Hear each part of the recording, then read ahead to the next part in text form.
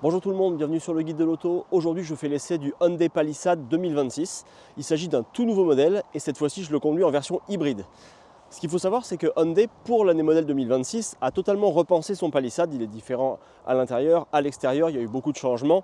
Il y a aussi eu le moteur V6 de la version essence qui passe de 3.8 à 3.5 litres, toujours avec une boîte à 8 rapports. Il y a un modèle XRT dédié au hors-route qui se veut plus aventurier. Et il y a ce modèle-là, la version hybride.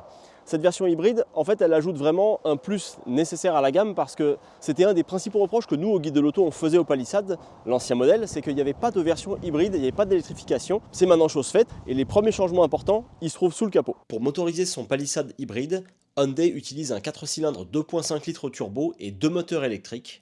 La puissance combinée s'élève à 329 chevaux et le couple à 339 livres-pieds. La transmission retenue est une automatique à 6 rapports contre 8 rapports dans les modèles à essence. Et la capacité de remorquage s'élève à 4000 livres au lieu de 5000 livres dans les modèles V6. Pour ce qui est de la consommation de carburant, elle est annoncée à 8.1 litres au 100 combiné dans les meilleures conditions.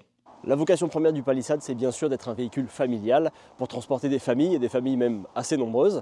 Le Palisade, d'une manière générale, il est disponible avec 7 ou 8 passagers, dépendamment, c'est au choix.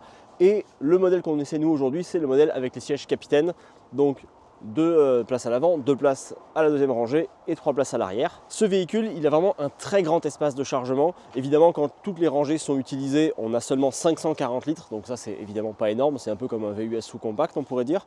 Par contre, quand on abaisse la troisième rangée, on a 1310 litres de contenance, et quand on abaisse tous les sièges, comme je viens de le faire là ici, on a 2455 litres de contenance. Ça permet vraiment de loger énormément d'affaires. J'ai même pu en faire l'expérience moi-même, j'ai chargé énormément de matériel à l'intérieur, et il y avait beaucoup d'affaires qui ont pu rentrer dans le véhicule.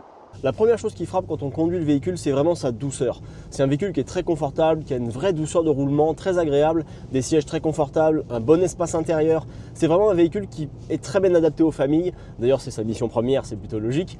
Il est silencieux, il est agréable à conduire. Il y a quand même beaucoup de couple, hein. Le véhicule accélère bien depuis l'arrêt, puis les reprises sont bonnes aussi. Et le volume sonore demeure très correct à bord du véhicule. Après, pour ce qui est des commandes, comme toujours chez Hyundai, les commandes sont bien disposées. Le constructeur a gardé pas mal de boutons physiques aussi ici sur le tableau de bord. Ça permet aussi de piloter certaines commandes sans quitter la route des yeux.